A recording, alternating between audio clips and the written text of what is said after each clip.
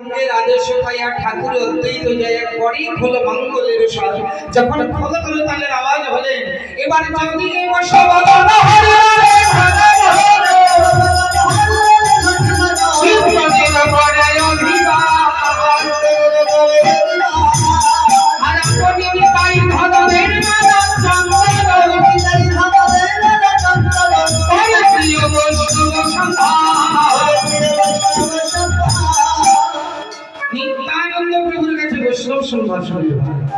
রঘুনন্দনের কাছে কীর্তন মন্ডলীর ভাই এইভাবে এক একজনকে কাজের ভার দিয়ে এবার অধিবাস শুরু হলো। কেউ গাইছেন, কেউ বাজাচ্ছেন। কে কি বাজাচ্ছেন? গোবিন্দম মৃদঙ্গল লইয়া বাজা কাটা থইয়া থইয়া, গোবিন্দম মৃদঙ্গল লইয়া বাজা কাটা থইয়া থইয়া, কাটা থইয়া কাটা থইয়া, কাটা থইয়া কাটা থইয়া, কাটা থইয়া কাটা থইয়া, কাটা থইয়া কাটা থইয়া, কি থইয়া কি থইয়া কাটা থইয়া থইয়া থইয়া, কাটা থইয়া কাটা থইয়া, মৃদঙ্গ আছে কাটা থইয়া, কি থইয়া।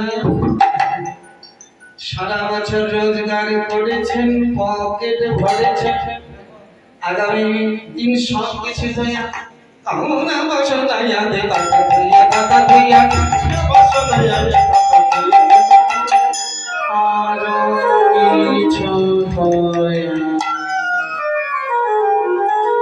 আরো কিছু ধইয়া বলে কি বলে হিংসা নিন্দা দে কাকা ধইয়া কাকা ধইয়া।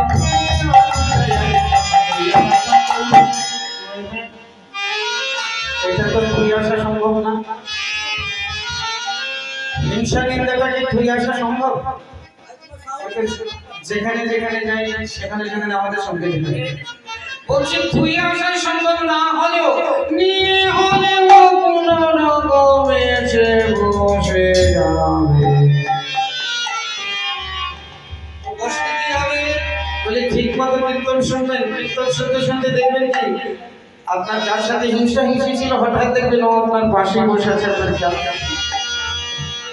তবু যদি না আসেন তাহলে কিন্তু সারাসারি নাই। সারাসারি নাই মানে মারামারি করে থাকবে। মারামারি করলে কিন্তু ছাড়বো না। পাঁচটা কি ঠিক ঠিক কাম ঠিক ঠিক কাম তাকে ঠিক তাকে ঠিক তাকে ঠিক তাকে তাকে তাকে ঠিক মৃদঙ্গ বলছে তাকে তাকে ঠিক তাকে গাবে তাকে গাবে বলে এক নম্বরে বাড়ির পাশে কীর্তন, কিন্তু কীর্তন শুনতে আসবে না। হয়তো টিভি চালিয়ে মোবাইল চালিয়ে ভূত প্রেতের নাচ দেখবে, কিন্তু কীর্তন শুনতে আসবে না। বলে বাড়ির পাশে কীর্তন প্রিয় যারা কীর্তন শুনবে না, এক নম্বরে তাকে ঠিক তাকে দেখ তাকে ঠিক কীর্তন শুনে দাদা তাকে ঠিক তাকে ঠিক কীর্তন শুনে দাদা তাকে ঠিক।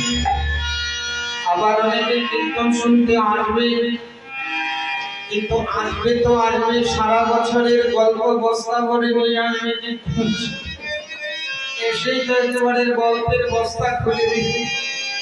তো মৃদঙ্গ বলছি যারা আগামী দিন আসবেন দয়া করে গল্পের বস্তাটা বাড়িতে রেখে আসবেন। আর যদি আসরে আনবেন তাকে ঠিক তাকে কাছে কথা বলবে দাদা কাছে ভালো কথা বলবে দাদা এই বাড়ির কথা বলবে দাদা তাকে তাকে ভালো কথা বলবে দাদা তাকে এবার বলো কানে বলছি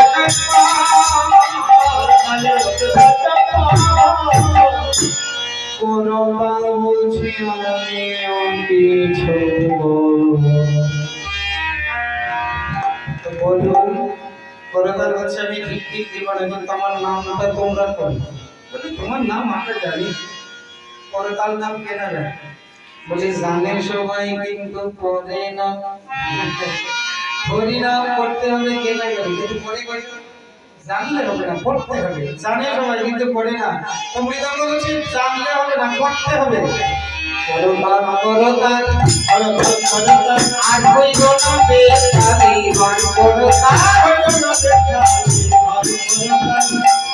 সারা জীবন অনেক বেকাল করেছে। কালী পূজা, দুর্গা পূজা হলে, ঈশ্বরী পূজা হলে সব বেকাল হয়ে ভূতের মতন আছে। এটাই কি আমাদের পূজার নিয়ম যে কালী পূজা দুর্গা পূজা হলেই বেকার হয়ে ভূতের মতো নাচতে হবে? এটাই কি আমাদের নিয়ম?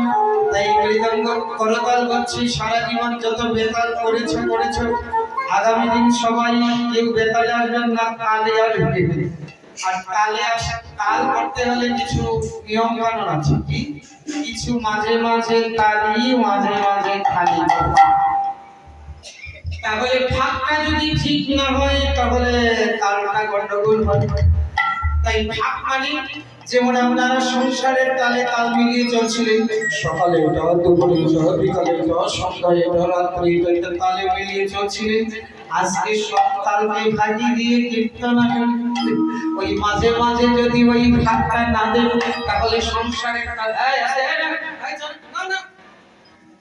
শেষ হলে একেবারে গান করতে হবে।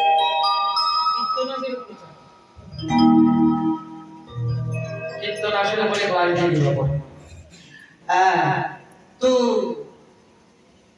কি যেন বলছিলাম, ভুলে গেছি। আচ্ছা, তালি খালি ঠিক মতো ভাগটা যদি না পড়ে তাহলে তালটা গন্ডগোল। তাই করতাল বলছে মাঝে মাঝে ভাগটা দাও।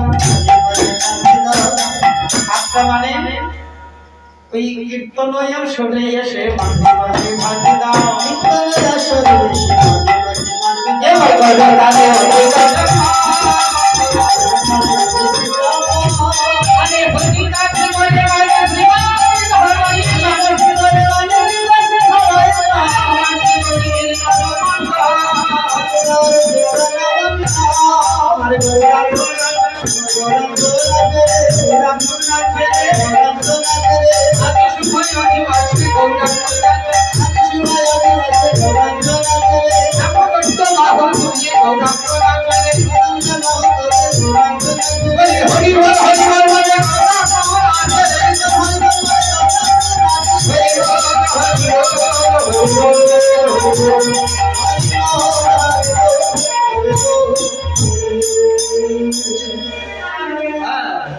এবার চৌদিকে বসে বসে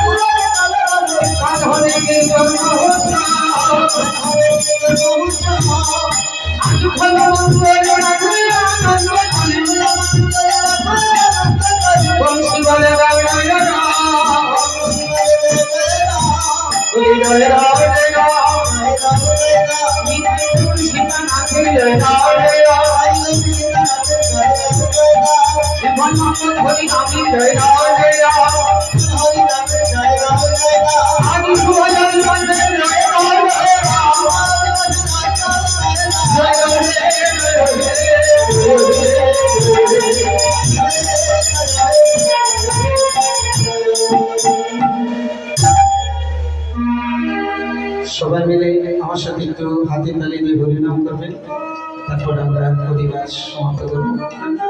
সবাই মিলে গেলেন শ্রী গৌরাঙ্গ নিতারাঙ্গ শ্রী অদ্বৈত গদাধর শ্রীবাসদী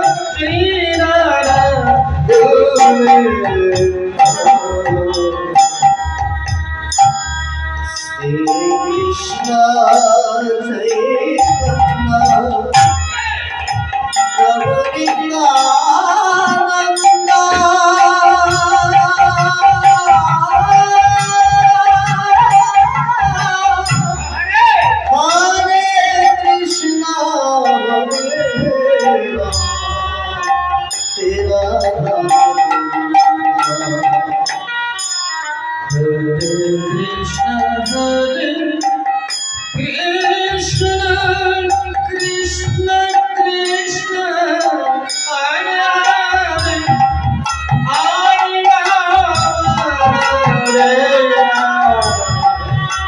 রাম রাম